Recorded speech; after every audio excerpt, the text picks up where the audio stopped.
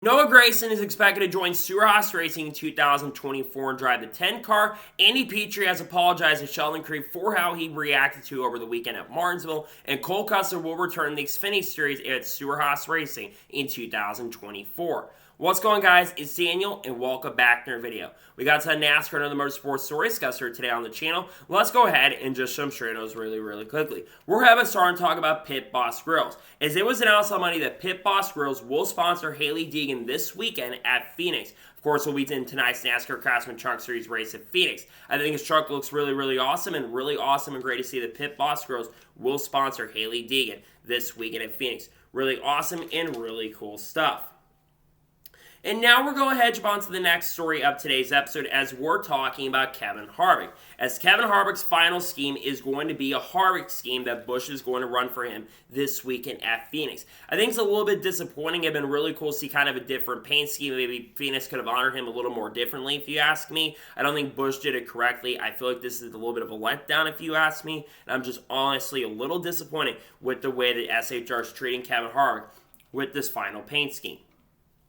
And now we're going to head on to the next story of today's episode, as we're talking about Bubblewalls and Tyler Reddick. As both Bubblewalls and Tyler Reddick are going to be running Star Wars paint schemes this weekend at Phoenix with a partnership from Columbia. One of the really cool things about this is they were able to get Mark Hamill involved with this as well. Bubblewalls, I believe, is going to be doing a X-Wing, and Tyler Reddick is going to be doing TIE Fighter. These, in my opinion, are two of my favorite paint schemes so far of 2023. They look incredible, and what's really cool about this is they were able to get Mark Hamill involved to do this. This is really awesome, a really great partnership, and nonetheless glad to see that we're going to see a TIE Fighter and an X-Wing schemes this weekend at Phoenix. And now we're going to head on to the next story of today's episode, as we're talking about the Phoenix purse money for this weekend. Every time we have a NASCAR Cup, Xfinity Series, and Truck Series race, Bob Pockets puts out the purse money for that. And according to Bob, for the Cup race, it's $11,143,232. For the Xfinity Series race, it's $1,707,366. And for the truck race, it's $794,766. Some pretty good purse money for this weekend, if you ask me. Obviously, for the Cup race, all the charter money, all the championship money. I believe the champion's going to get about $1 to $2 million of that money, but a lot of that will go to the team as well. Nonetheless, that is some pretty good purse money for this weekend at Phoenix Raceway. And now we're going to head on to the next story of today's episode, as we're talking about Phoenix Raceway once again. As it was reported by Bob Pox and a lot of other reporters, the tire for the Cup race is not the same one they used at March. According to Bob, it's the same tire they used at New Hampshire. The hope with the new tire they're bringing is it could create some much better fallout for the race. Honestly, I really hope it can create better fallout, because historically, Phoenix Raceway is not the best when it comes to the racing product out on the racetrack. I have a little bit of optimism and hope, but honestly, I'm not too confident the race is going to be as good. In my honest opinion, Phoenix Raceway is not the most exciting and the greatest racetrack. I really hope I'm proven wrong. We can get a good race, but honestly, I don't expect the race to be really good. I think the racing product, unfortunately, is going to suffer. Hopefully, I'm wrong, but honestly, I'm not expecting the greatest race in the world, to be perfectly honest with you. And now we're going to head on to the next story of today's episode, as we're talking about MidOhio. As it was officially announced that MidOhio Speedway has had their repave completed last week. This is really cool to see. Obviously, MidOhio was expected to get a repave over the offseason, but they've got that repave officially done a little bit earlier than what everyone thought it was going to be. Obviously, MidOhio has not had their surface repaved in a very long time, so I think it's really cool they did get the repave done. From what I've seen, it actually looks really good. It looks exciting. Hopefully, the racing product we see out of the track going forward, especially for IndyCar, can be really good. And I think ARCA is still going to be there next year as well, so hopefully the racing product can be really good. Every time IndyCar goes there, though, it seems like every new race that goes at those tracks tends to be crazy. Look at Laguna Seca and Road America over the course of the last few years. So it might be some crazy races for IndyCar. We'll have to wait and see what happens. And now we're going ahead and jump on to the next story of today's episode as we're talking about IMSA. As I think it was reported by some Sports Car 365, I think it was, that IMSA is going to mandate 4 and 3 driver lineups for all IMSA classes in the Rolex 24 and 6-hour races beginning in 2025. This is very interesting. I believe for the Rolex 24, you have to have at least 3 drivers run it, but now I think for the big races, they are going to be mandating 4 for, I think, every single class. This is to give a little bit fair to them. I don't know how long the minimum window you're going to have to run in all of these races. And usually for the 6-hour race as well, especially sometimes you can have 2 drivers run and you can split it up into 3. But now they're going to be requiring 3 and 4 classes. It's very interesting, and we'll see how it does affect for IMSA going forward. For the WeatherTech series, it's something that's going to go into place in 2025. And honestly, I think it's a pretty good move for IMSA, if you ask me. And now we're going ahead and jump on to the next story of today's episode as we're talking about Kaden Honeycut. As it was announced on Wednesday that Kaden Honeycut will drive a 02 for Young's Motorsports this weekend at Phoenix. Kaden Honeycut has made a lot of Xfinity Series and Truck Series starts this year, and honestly he's been very impressive in the select starts he has been able to make. I'm not expecting Kaden to be a contender later tonight in the Truck Series race, but I think Kaden Honeycut could potentially surprise a lot of people and maybe get a top 15 or top 20. We see Young's Motorsports try to be a little bit better. Obviously, Young's Motorsports had a lot of reliability issues over the course of the season, but hopefully we'll see them have a really good run. They could be threats, they could be contenders, and we'll see what happens this weekend at Phoenix. We'll see what it can do tonight in the Truck Series race. And now we're going ahead and jump on to the next story of today's episode as we're talking about Brad Perez. As it was announced, I believe on Monday or Tuesday, that Brad Perez will drive a 74 for CHK Racing this weekend at Phoenix. Brad Perez, I think, is one of the more underrated drivers in the sport. Has been working pretty much every single field that you can work in with any given team. He's been working Alpine Racing and things like a tire specialist with the team. And he's doing a lot of stuff inside and outside of the sport. I do believe that Brad Perez will have a decent run with the team. Obviously, the 74 team, I believe, still has to qualify for the event, if I'm not mistaken. So hopefully CHK Racing can do a really, really good job. We'll see what Brad Perez can do. He can always get the best out of equipment. Hopefully he can do that and have a good run this weekend at Phoenix.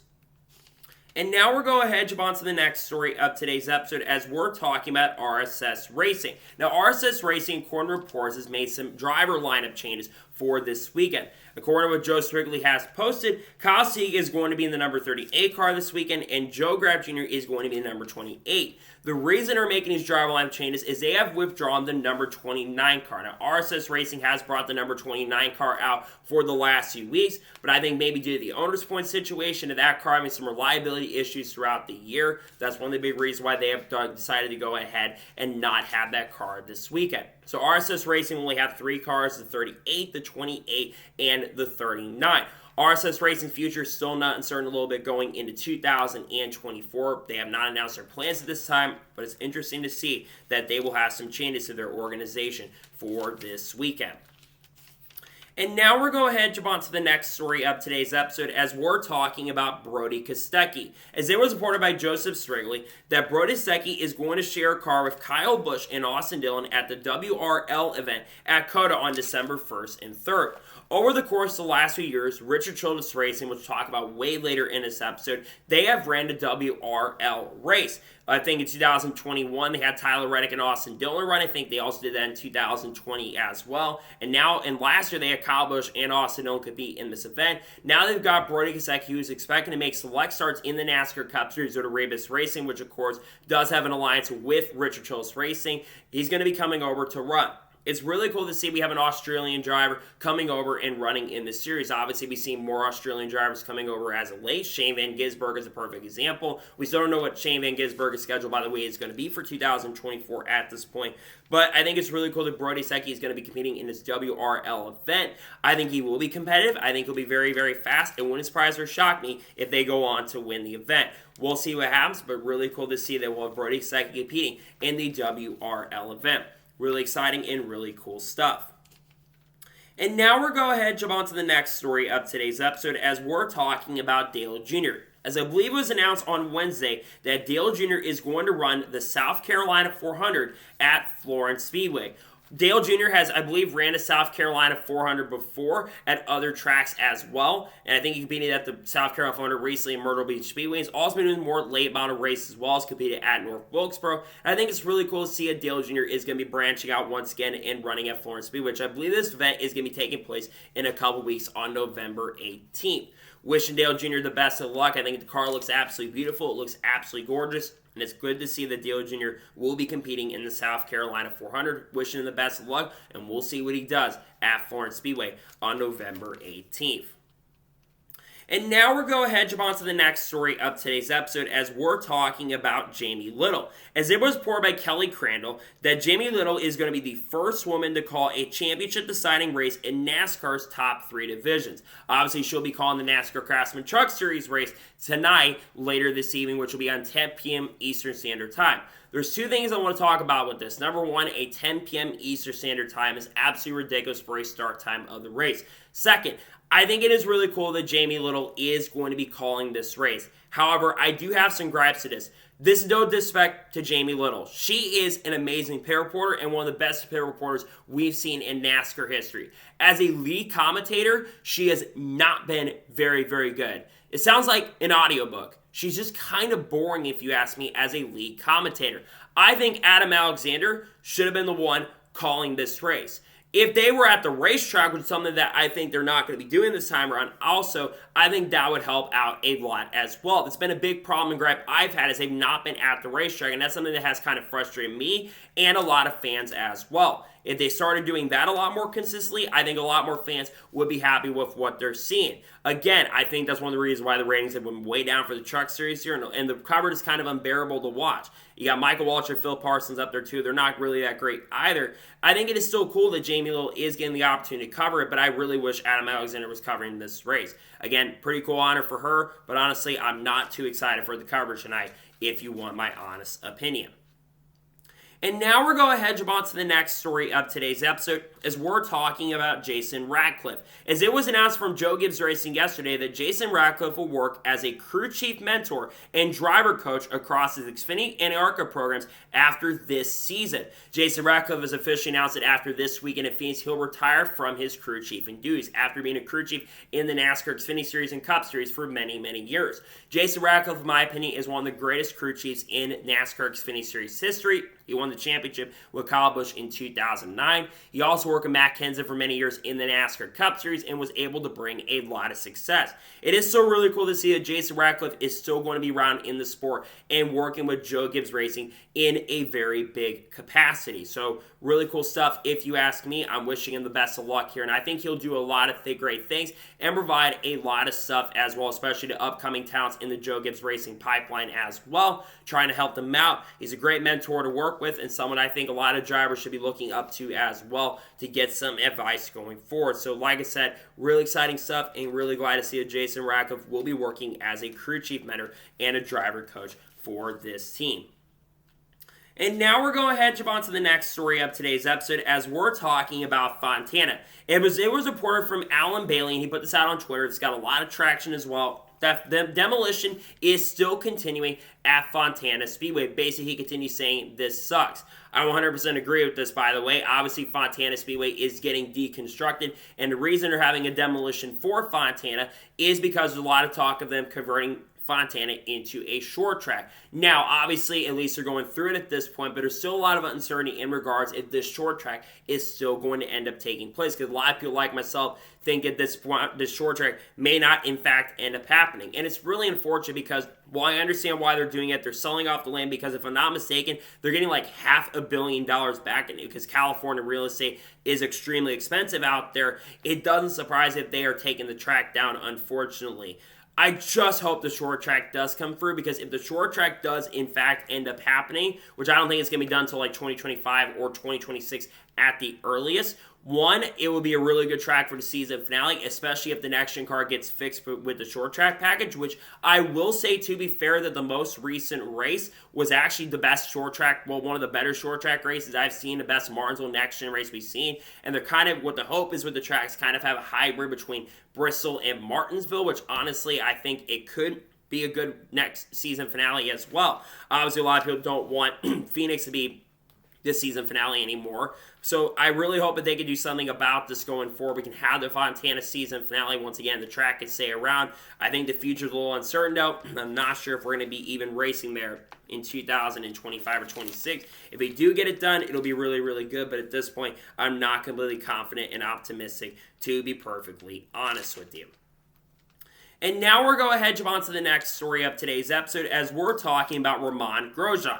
As it was announced yesterday morning to afternoon that Romain Grosjean will be joining Juncos-Hollinger Racing in 2024 and driving the number 77 car. Over the course of the last week or two, it was announced that Callum Ilott had officially parted ways with Juncos-Hollinger Racing. A lot of people thought Callum would be returning to Juncos, but of course we don't know. We'll talk about him in a second, but right now he's still not signed to ride for 2024. Obviously, Romain Grosjean became available after that because Romain Grosjean no longer was going to be with Andretti Autosport for 2024. Now, Romain Grosjean has been in IndyCar, I believe, since 2021.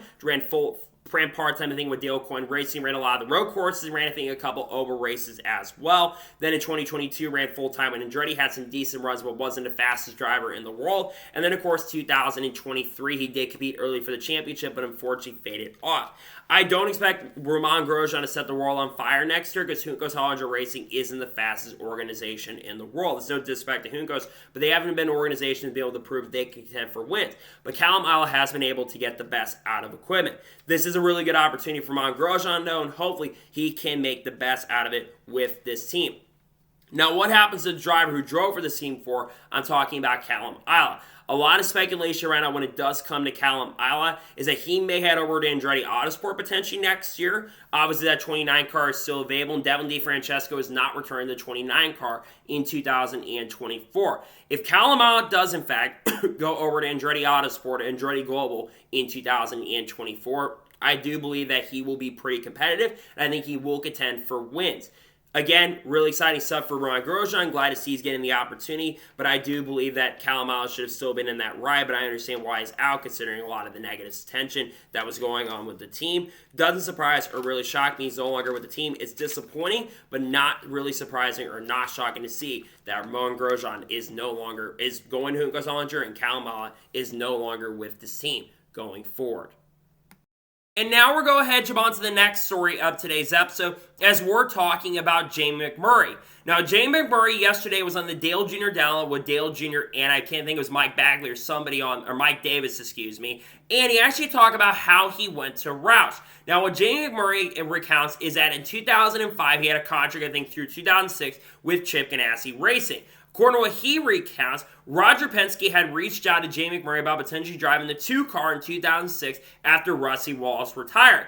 But at the time, they also wanted Kurt Busch. Now, in 2005, Roush did not really like Kurt Busch, and they were finding any way for him to get fired. So after the whole DWI situation, basically, they kind of paid for Jamie McMurray actually to go to Roush starting in 2006. Now, he wanted to get out his contract a week early to go to Roush, but then he finished his year with Ganassi, and they went back over there in 2006 going over to Roush. It's a really interesting story to really think about because Jamie McMurray had an opportunity to go to the 2 car. Now, obviously, at the time, Roush was a better team than Team Penske. Now, I think Team Penske right now is a better team than Roush in some instances, but imagine if Jamie McMurray had to go on the Team Penske. I think he would have been very, very competitive and would still been in the Dodge program. He was a pretty good driver back in 2005, nearly made the playoffs that year, did contend for victories. And you go back to 2004, his rookie year, quintessentially, and he had second year, I should say, and he had his chance to make the playoffs that year as well in 2004.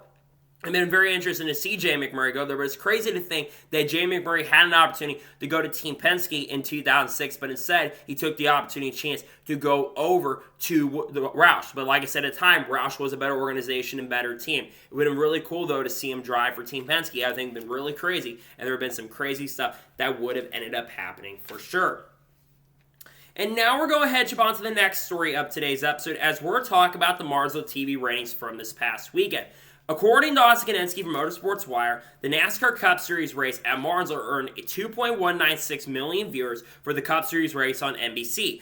That is down 13.6% compared to 2.541 million viewers in 2022. Honestly, I'm not really surprised the ratings are down a lot. Number one, Chase Elliott is no longer in the playoffs, so less people are going to tune in. Number two, NFL is king, but it's always been king for many, many years. Number three, less people, and kind of in my demographic, are tuning into the races. It is a shame to see the TV ratings are down once again for this weekend, but unfortunately the playoff average has been down as well. I think 7.6% compared to last year, which is really, really disappointing. I think the playoffs are also playing a factor as well. As much as I think the playoffs are okay in some essences, I do agree with a lot of people there do need to be some major changes that need to go on with the playoffs going forward, because I'm not as big a fan of the playoff format itself. I think there definitely need to be some changes with this playoff format for it to get fixed long term. Now, will it get fixed? I'm not really sure at this point, but in some particular moment, they're going to have to fix it, because, again, it doesn't also help the fact that the drivers are in the final round. You don't have guys like Bubblewalls. You don't have Chase Elliott competing anymore. You don't have Kyle Busch competing. You don't have Roush Chastain. The championship for this year, you've got Christopher Bell, Ryan Blaney, Kyle Larson, William Byron. Kyle Larson is really the only driver that's kind of known, though a lot of drivers do have personality. They just don't completely show it unless people are tuning in, I think, because of that. There have to be some major changes going on going forward. It's a shame, though, once again, that TV ratings are down. But sadly, I'm not really surprised or shocked by this, to be perfectly honest with you. And now we're going to head on to the next story of today's episode, as we're talking about Grant Enfinger. Now, Grant Enfinger did have his media day. I believe it was on Monday or Tuesday, or actually it was on Wednesday morning. And according to what was reported by Bob Pockrass, by the way, but according to Bob Pockrass, it said Grant Enfinger told him that he knows where he is going to be headed in 2024.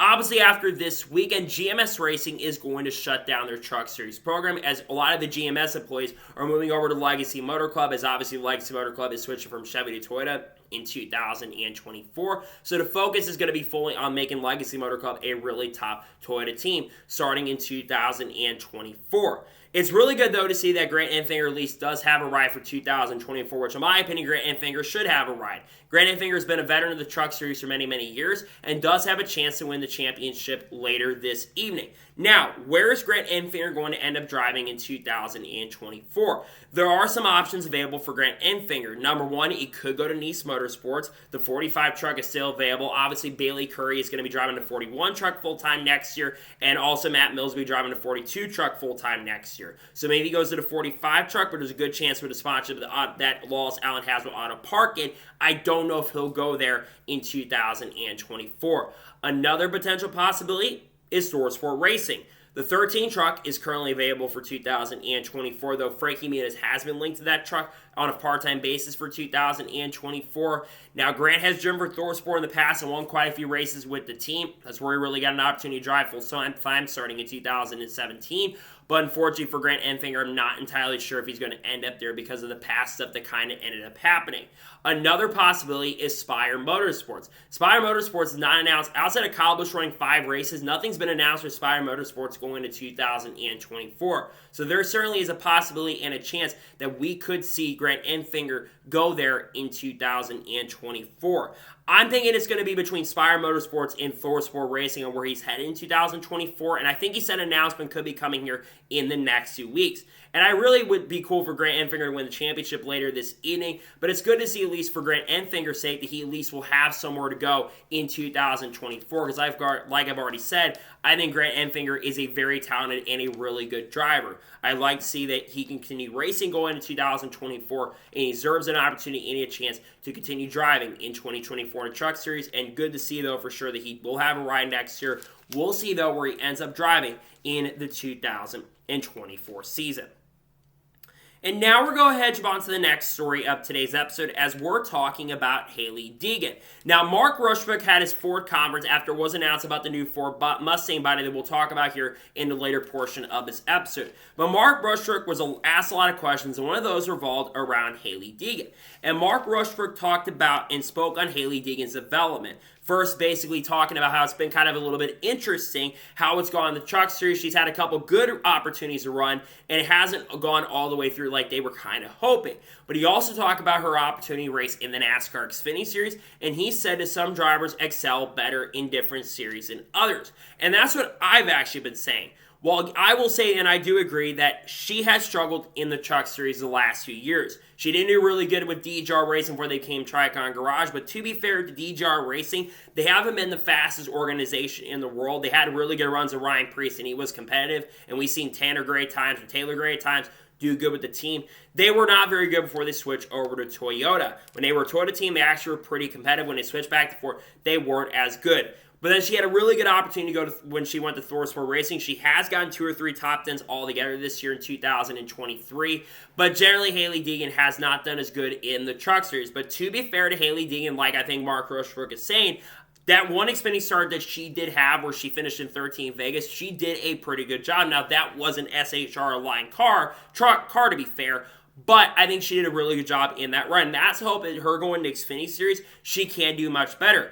And a lot of it, I think, goes back to the ARCA West, when she ran in the ARCA West Series, before it did become ARCA West. She did win 3 races there, so she did really, really good there, and he even mentions that in that little press conference as well. She's going to be going AM racing next year in 2024, and I think she will be somewhat competitive. Now, I'm not expecting her to set the world on fire next year, but depending on how much support, because he kind of mentions they're having more support for the Truck Series and the Xfinity Series, which I think they should be putting more focus on their Xfinity Series program than their Truck Series program, but that's just my opinion on it. But at this particular point, when it does come to Hailie Deegan, I hope she can do good next year. She needs to have a good run next year in 2024. She's got, I think, 2/3 in the Xfinity Series, in my opinion. If she can't prove herself over the course of the next few years, I think her future in NASCAR is going to be uncertain, but there's also a good chance that if she does well enough, maybe she'll get run of the Cup Series in the future, like 2026 or 2027. And it wouldn't shock or surprise me if she does make at least a Cup start or 2 next year in 2024, maybe with Rick Ware Racing in that 15 car. Wouldn't surprise or shock me. Nonetheless, I do appreciate the honesty of Mark Rushbrook. I think he's being very honest and sincere about it, and I think this is a good opportunity for her. Hopefully she can make the best of it and have a good run with this team, with AM Racing. Hopefully they give her good support next year. We'll see how she ends up doing, though, in the 2024 NASCAR Xfinity Series season AM Racing. We'll see what she can do. She's got a good opportunity. We'll see what ends up happening for her going into 2024. And now we're going ahead and jump on to the next story of today's episode, as we're talking about Denny Hamlin versus Joey Logano. Now, one of the kind of underwhelming thing, under like the radar stories that kind of happened during the Cup Series race of ours, although we had the playoff race going on, is what happened between Denny Hamlin and Joey Logano. So I think it was about halfway through the NASCAR Cup Series race. Now, we'll talk about the Ty Gibbs and Joey Logano beef here in a second, but coming in, I think, at turn number 3 in one of the later race restarts, Joey Logano just flat out dumped Ty Gibbs going into turn number 3, and Ty Gibbs just flat out ran into the, I think, back down to the track, and it caused a pretty big pileup. Now, Denny Hamlin, when you see from the in-car camera, he apparently flipped off Joey Logano, and Denny Hamlin was very unhappy with Joey Logano after that, and also kind of talked about as well after the race, saying, I would really wish these guys have a little bit of respect. And some people were theorizing that what was happening was that Joey Logano was trying to wreck Denny Hamlin in that situation, help out his teammate Ryan Blaney. Now, I don't know if those theories are true, but Denny Hamlin and Joey Logano have had a little bit of rivalry that's been going on for many years. It started back 10 years ago. We all know what happened at Auto Club. I'm not going to really mention that. And they've had a rivalry in the past. He had a fight at this track in 2019 where Joey Logano basically shoved Denny Hamlin, and Denny Hamlin did not appreciate it and tried to go after Joey Logano after that and caused a pretty big fight on pit row, where I think a pit crew member got suspended for dragging Denny Hamlin down to the ground.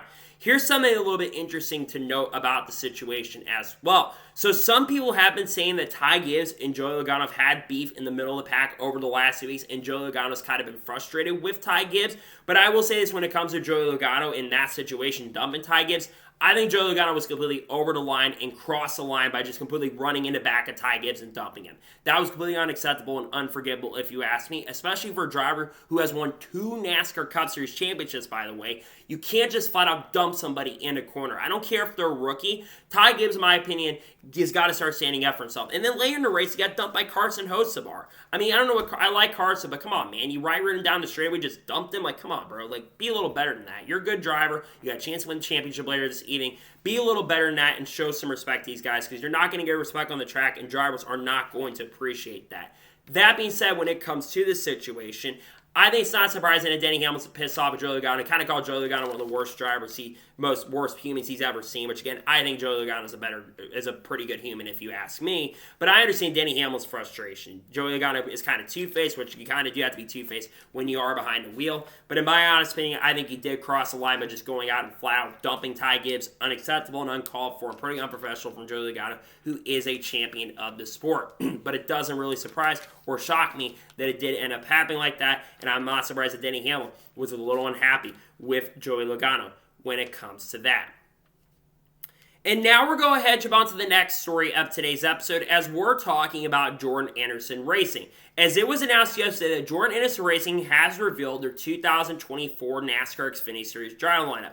And not really shocking or surprising, it's going to be the same two guys who drove for Jordan Anderson Racing in 2023. Jeb Burton is going to return to the 27 car next year, and Parker Retzlaff is going to return to the 31 car next year in 2024. This is a fantastic and a really good decision on Jordan Anderson Racing's part. This year, Jordan Anderson Racing has actually done a relatively good job. This year, Parker Retzlaff has been very underrated. He's had 7 or 8 top 10s with this team, and at times has contended for top 5s on the racetrack as well. And there was a point at this time where he was in playoff contention. I think Parker Retzlaff was one of the more underrated drivers in the NASCAR Xfinity Series today, and I think he's done a really, really good job and had some great opportunities, and he's done a really good job with this team. As for Jeb Burton, in my opinion, has actually done a solid job with Jordan Anderson Racing this season. Jeb Burton did, of course, make the playoffs off his win at Talladega, did get eliminated in the round of 12. But what's interesting is that even if he didn't get that win, he still would have had an opportunity chance to make it in on points, because he was actually very consistent. He got a lot of top 10s and even a couple top 5s throughout the season as well. And I think Jordan Anderson Racing is really building toward a bright future in the NASCAR Xfinity Series. Now, what are the expectations of both drivers going into the 2024 season? I do expect that both drivers are going to be contending for the playoffs, and I think even Parker Retzlaff next year in 2024, I think he's even going to have a better year. Remember, Parker Retzlaff is only 19 years old. So he's still a relatively young driver who's continuing to get better and better, and I think he's someone who could in the future win a NASCAR Xfinity Series title if he gets a better opportunity. As for Jeb Burton, I think the goal for him is to make the playoffs once again. I know both his wins have come at Talladega, but he's a pretty good super speedway racer and is always up front on super speedway style tracks. And we know that Jordan Anderson Racing's got a pretty good super speedway program, so both drivers I expect to be competitive and contending for the playoffs next year in 2024 in a ever-expanding Xfinity Series field. Good to see both drivers are returning. There was a lot of talk that Parker Retzlaff may head over to RCR and take the 2 car next year. We obviously know that Jesse Love is taking that 2 car next year in 2024. Nonetheless, really exciting stuff, and glad to see that both of those guys are going to be returning to their respective teams in 2024. And now we're going ahead and jump on to the next story of today's episode, as we're talking about Frankie Munoz. Now, it was a report from Oscar Konensky from Motorsports Wire that he talked about Frankie Munoz. It was talking about Frankie Munoz in his 2024 plans, and he provided an update in regards to what his 2024 plans are going to be. According to what it says, Frankie apparently had an interview with people from BeyondTheFlag.com, and Frankie Munoz says he's close to announcing his 2024 plans. And he says that those plans are going to be very shocking. Frankie Munoz is, of course, a really good actor, was on Agent Cody Banks, and also was in Malcolm in the Middle. Frankie Munoz, though, is also a race car driver. He's been competing full-time in ARCA of Retta Jones Racing, and he's done a solid job considering the equipment. He actually was in the points lead at one point in the beginning of the ARCA year in 2023. Unfortunately, as the year progressed, Retta Jones race equipment kind of started fading a little bit through the end of the season, and he had a lot of DNFs due to mechanical failures that really were not his part. A lot of tires went down, and mechanical failures happened throughout the year. Now, where's Frankie Munoz going to end up going? Well, a lot of people are speculating that Frankie Munoz is going to be headed over to RSS Racing in 2024. Frankie has said publicly that he wants to move up to the NASCAR Xfinity Series and Truck Series, and many people like myself have been speculating that he will head over to RSS Racing in 2024. RSS Racing is a solid team. They're not the fastest organization in the world, but they are a decent team. Now, one of the biggest things that will come into play is the sponsorship and funding. If I'm not mistaken, SciAps will be sponsoring Ryan Sieg all of 2024, which they have revealed at least one of their drivers for the 2024 season. So I would imagine that SciAps would be willing to work with Frankie Munoz going into the 2024 season. I think Frankie Munoz has been pretty good this year. Like I said, I think Frankie Munoz has done a pretty good job with this team in the 2024 year, and 23 year, and I think if he goes to RSS Racing, he will do a pretty good job. Another rumor going around is Stewart-Haas Racing maybe going part-time with them, which honestly, running part-time with the Truck Series also isn't a bad idea as well. For Frankie, the goal is to move up the series as quick as possible. Frankie Munoz, I think, is around 40 years old, so he doesn't, unlike a lot of other drivers in these series, he doesn't have as much time to move up. He's got to move a lot quicker if he wants to go cup racing in the long-term future. He does have to move up a lot quicker and a lot more efficiently. So we'll see what happens long-term in regards to that, but it's good to see that Frankie Munoz is close to announcing his 2024 business plans. I can't wait to see where he's going to go next year, to be honest. I really like and love what Frankie Munoz is doing. He cares about the sport, he's enthusiastic, and I think he does care a lot about the future of racing itself. It's good to see if Frankie Munoz's future is set. It looks like he's got a ride set for 2024, and he says an announcement is coming really, really soon. I think it's going to be RSS Racing full-time and potentially Door Sport Racing in the Truck Series on a part-time basis as well in the 2024 NASCAR season.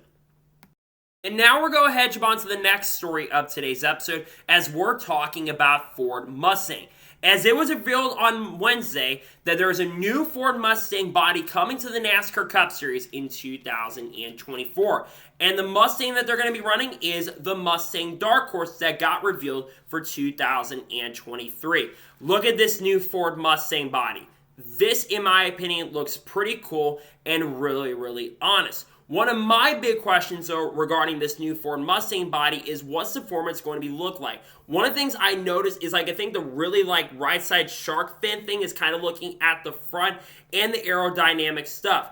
There are three potentially possibilities when it comes to this new Ford Mustang that I want to talk about. Number one, how is it going to perform? Well, one way it can perform is it can really help out the Fords. It's no secret that Ford has struggled in the NASCAR Cup Series in 2023.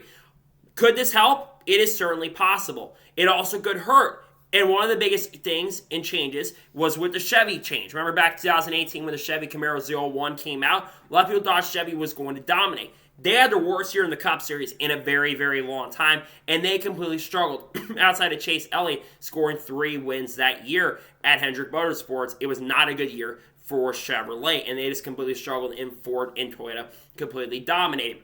Now, Ford is not the only manufacturer that is changing their body. Toyota is also changing their body for 2024 as well. Chevrolet, they're still trying to figure out what they're going to be doing past 2023, and they don't really know because I think this Camaro season production, I think at the end of 2024, 2025. So that's a big story to keep an eye out on. Nonetheless, I think it looks really cool. I like running the new Dark Horse body. I just don't know if it's going to help or if it's going to make any major changes. If it does help, we could see Ford dominating. We've seen a lot of big Ford changes coming, a lot of new Ford drivers coming in, but they've lost a lot of Ford talent as well. So we'll see what happens going forward with the new Ford Mustang. I think it looks pretty cool, to be honest with you. I do like it overall. I like the bringing a new Ford Mustang in. It looks nice if you ask me, but we'll see if it helps or hurts when it comes to the aerodynamics. I think it does look pretty cool and pretty awesome, in my honest opinion.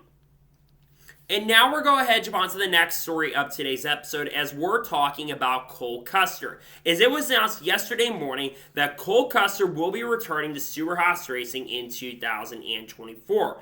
But it will not be in the NASCAR Cup Series. It was announced that Cole Custer will be driving the 00 car for Stewart-Haas Racing in the NASCAR Xfinity Series once again in 2024. Cole Custer this year in 2023 did return to the NASCAR Xfinity Series and drove the 00 car and does have a chance to win the championship in 2024. But he's only won 2 races this year, and both of them been on road courses. The first one being at Portland Raceway, where he did hold off a hard-charging Justin Allgaier, who had one of the best cars in the field in that race and had those issues at the end. And then, of course, at Chicago, led all the last, but they didn't even make it to halfway. But Cole Custer, to be fair, has been extremely consistent, scored 20 top 10 finishes, which is the second most to the favorite in the championship. That is John Hunter Nemechek. Now, there have been some talk and conversation about maybe moving him back up to the NASCAR Cup Series to take over the 10 car next year, but I don't think he's going. We all are kind of not surprised at this point, and it's really good to see he is returning to the NASCAR Xfinity Series because I think he has excelled a lot more in the NASCAR Xfinity Series than he has in the NASCAR Cup Series. And honestly, had Cole Custer moved up to the NASCAR Cup Series in 2024, I'm a little worried that Cole Custer was going to end up, unfortunately, struggling. I was a little worried that he was going to end up struggling and not doing really good in the number 10 car. Because Stewart-Haas Racing right now, at this partake of the moment, they have been absolutely struggling. Now, there has been times this year for sure where they have shown some huge signs of improvement, but Cole Custer, in my opinion, probably was going to struggle because the few years he did run the Cup Series, I think a lot of us all forget this, outside of winning that race at Kentucky and as a rookie in 2020, he actually did run okay in 2020. The other 2 years, though, he ran in Cup, he completely struggled. I know SHR was not that good in 2021, but in 2022, they were a much better team. Eric Almirola was a lot more consistent that year. Chase Briscoe did get a win in 2022, made it to the round of 8, and Kevin Harvick did get 2 wins that year. But SHR right now, they're kind of a little bit of a dumpster fire, and they're struggling as an organization. It does make a lot of sense for him to return to the NASCAR Xfinity Series in 2024. And we look at SHR and Xfinity. Their Xfinity program's actually gotten a lot better. And I think both Cole Custer and Riley Herbst are returning to the Xfinity Series next year. I think they are going to be legitimate championship contenders. Riley Herbst, the last 4 or 5 weeks, has looked extremely good. He's had 4 consecutive top 5 finishes in a row and got his first career Xfinity victory. Could have gone back-to-back at Homestead Miami Speedway and did finish in the top 5 of the roll and also got a top 5 at Martinsville as well. And Cole Custer, he's had pretty good speed at Homestead. Probably should have won that Homestead race. Unfortunately, had that tire go down that cost him a shot and an opportunity. Nonetheless, it's a fantastic opportunity for Cole Custer to return, and I think Cole Custer is going to do some really good and awesome things next year in Xfinity. I think he's going to be a championship contender, and I'll say this, I think he makes the Final Four next year, and I think he wins more races this year than he had next year, than he has this year. I think he will get around maybe 5 to 6 wins, honestly, because of how strong SHR has looked, and we'll see what happens next year. Nonetheless, so I'm very happy to see that Cole Custer is, in fact, returning to Stewart-Haas Racing in the 2024 season. I think he's going to make the most of it. I think he's doing some really awesome and great things, and nonetheless, awesome and glad to see that Cole Custer, in fact, is returning to Stewart-Haas Racing in the 2024 season. I think he'll do a good job, and I can't wait to see what he can do next year in 2024. And now we're going to jump on to the first of 2 major stories in today's episode as we're talking about Sheldon Creed once again. Throughout this week, there's been a huge talking point about Rich Choice Racing and the debacle that happened on Saturday. Let's kind of talk about that debacle. So at the end of the NASCAR Xfinity Series race, we saw a really good battle between Sheldon Creed and Austin Hill. Going to number 1 on the final restart, Sheldon Creed gets pushed up the racetrack by Austin Hill. Sheldon Creed then repays the favor and moves Austin Hill back up the racetrack and pushes him wide. Then lets Austin Hill continue going. Then going down the front stretch, Sheldon Creed pushes Austin Hill up the track once again. They're beating and bang going to turn number 3. Then going to 3, Sheldon Creed overdrives the corner a little bit, and then Austin Hill runs in the back of Sheldon Creed and completely breaks the radiator of the car. And then after the race and after all the big wreck that happened, Justin Allgaier still ended up winning the race. We saw Austin Hill go and clap and show a lot of unprofessionalism, said he can't wait for Sheldon Creed to leave the organization, and he basically said he can't wait for him to go to Joe Gibbs Racing in 2024, basically saying that he's ready to work with Jesse Love and doesn't have to work with Sheldon Creed as Sheldon Creed goes over to Joe Gibbs Racing in 2024. Pretty unprofessional if you ask me. Then Andy Petrie, before that ended up happening for the interview, kind of basically went up to Sheldon Creed and confronted him and was not very happy, kind of cursed at him. It was not happy with Sheldon Creed. Then Rich Choice Racing went to the media and basically said that Sheldon Creed is the stupidest driver that's ever driven for him before.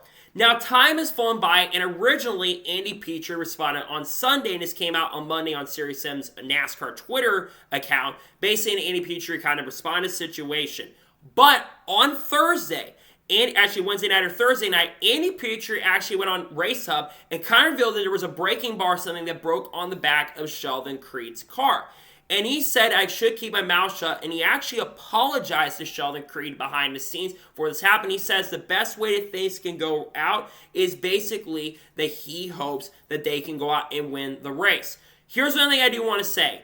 I think Rich Host Racing and the whole organization, this whole outside of Sheldon Creed, completely handled this thing very classless and very unprofessional as an organization. I said that on Monday when I did the original news video on the story. I said they handled it very unprofessionally. The way that Rich Host Racing completely disrespected Sheldon Creed was classless and unprofessional, calling him stupid driver, considering John West, Townley, Brian Scott had driven for the team.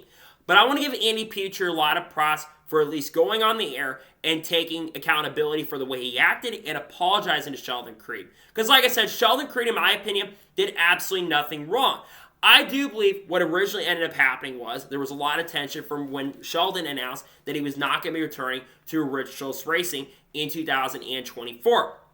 Now, it is expected that Sheldon Creed is headed over to Joe Gibbs Racing in the 2024 season. He'll be teammates with Chandler Smith in 2024. But the way that RSR handled the situation was completely classless and unprofessional. And the way that, like I said, Richard Chills handled it, like I said, was not very good.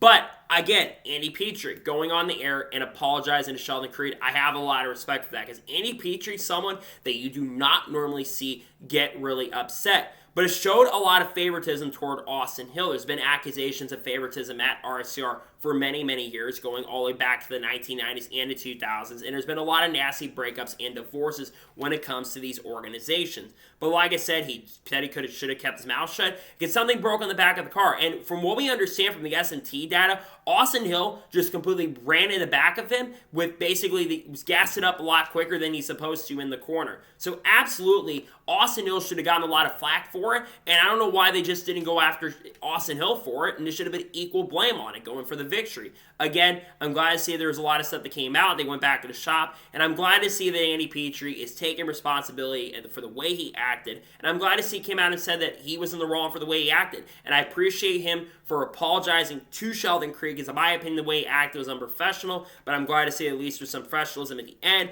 and hopefully we can see Andy Petrie do some good stuff going forward. We don't see this end up happening going forward into the future. So nonetheless, interesting stuff, and glad to see Andy Petrie went on the air and apologized to Sheldon Creed. Really good and really awesome stuff, if you ask me. And now we're going ahead and jump on to the final major story of today's episode as we're talking about Noah Gragson once again. Now, obviously, one of the biggest stories over the weekend was the fact that Eric Almirola was going to retire from full-time racing at the end of 2023. Now, Eric Almirola is not done racing at all. He just doesn't want to race full-time anymore. He actually had talked about maybe running a part-time schedule in the Cup Series in 2024 with Stewart-Haas Racing, but Stewart-Haas Racing obviously wants someone who's going to be able to run the full entire year. It was also confirmed that Smithfield is not going to be returning in 2024. Eric Almirola, of course, is going to try to focus on doing some Xfinity races and Truck Series races next year in 2024, and also some late model races as well, as he wants to focus and spend some more time with his family. Some are speculating that Eric Almirola could head over to Joe Gibbs Racing in 2024. But now the big question revolves around who's going to take that 10 car in 2024. Well, according to what a lot of people are saying, Noah Gragson right now is the lead candidate and the favorite at the moment to take over the 10 car for Stewart-Haas Racing in 2024. Now, originally, when it got reported that Noah Gragson was expected to head over to Stewart-Haas Racing in 2024 to drive the 10 car, I'm going to be perfectly honest with you guys, I was definitely completely shocked and completely surprised. But the more I've thought about this, the more that it actually makes a lot more sense. Right now, what free agents are currently available, and what up-and-coming talents in Ford do they have right now? Cole Custer got confirmed yesterday that he's returning to Stewart-Haas Racing in a 00 car in 2024. Riley Hurts, he's going to be staying in the Xfinity with the 9018 next year. Haley Degan, she's going to AM Racing. Now, they could have gotten someone like Matt DiBenedetto, perhaps, but Matt DiBenedetto, he's not leaving.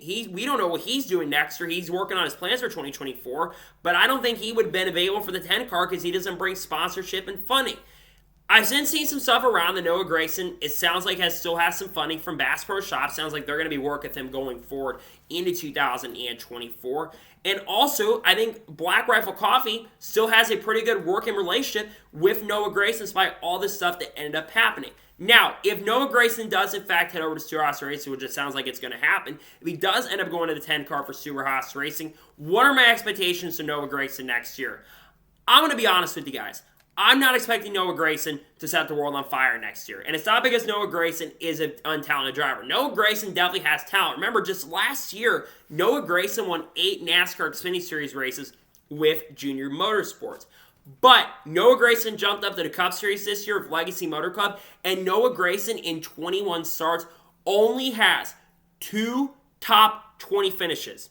Not very good, and his average finish like a 28 for 29 place, and BJ McLeod almost had a better average finish than Noah Gragson this year. That's just the facts. Now, SHR I think is a little bit better than what Legacy Motor Club was, and we've seen Eric Almirola at least end the year off on a much better note. But Stewart-Haas Racing, they are struggling right now. The organization's future is very uncertain. They're losing Smithfield at the end of the year. They're losing Busch at the end of the year because Busch Court's going to work with Ross Chastain. And they're losing Eric Almirola and Kevin Harvick next year. And a lot of people don't believe that Noah Gragson is going to fit in the organization. You think about the other drivers driving for the team next year. Chase Briscoe is going to be with the team once again. Got Josh Berry joined the 4-car and Ryan Preece in the 41. All blue-collar drivers who kind of worked their way up and didn't come for money. Noah Gragson kind of came from a lot of money from the West Coast. Again, I think Noah Gragson is a very talented driver. Do not get me wrong. I'm just worried that Noah Gragson may end up struggling quite a bit in 2024.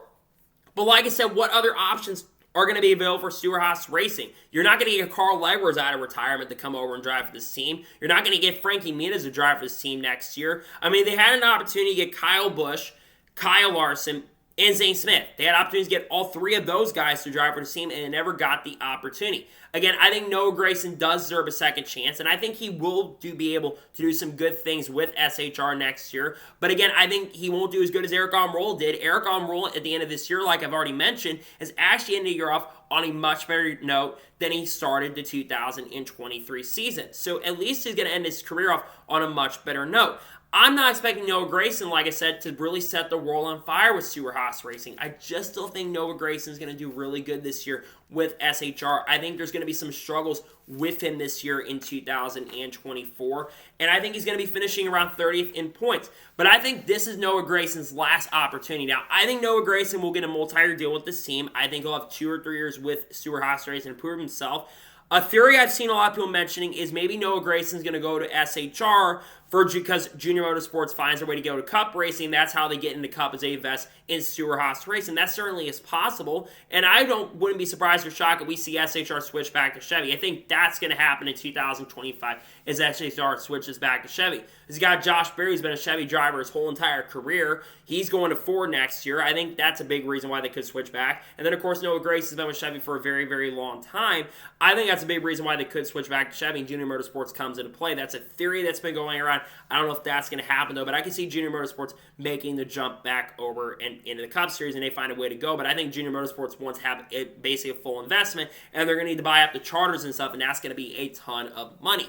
It's going to be very interesting to see what happens in regards to that, but it sounds like right now Noah Gragson is the favorite, however, to Stewart-Haas Racing. I don't know when an announcement is coming. Some have speculated it would come this week. I don't know when it's going to come, but it sounds like at this point an announcement will be happening soon, and I think Noah Gragson will be sponsored by Black Rifle Coffee and also be sponsored by Bass Pro Shops, which will bring a lot of funding and a lot of sponsorship. Maybe some of that Bass Pro Shops money could go to Josh Berry next year. We'll see what happens, but it sounds like Noah Gragson will be headed to Stewart-Haas Racing in 2024.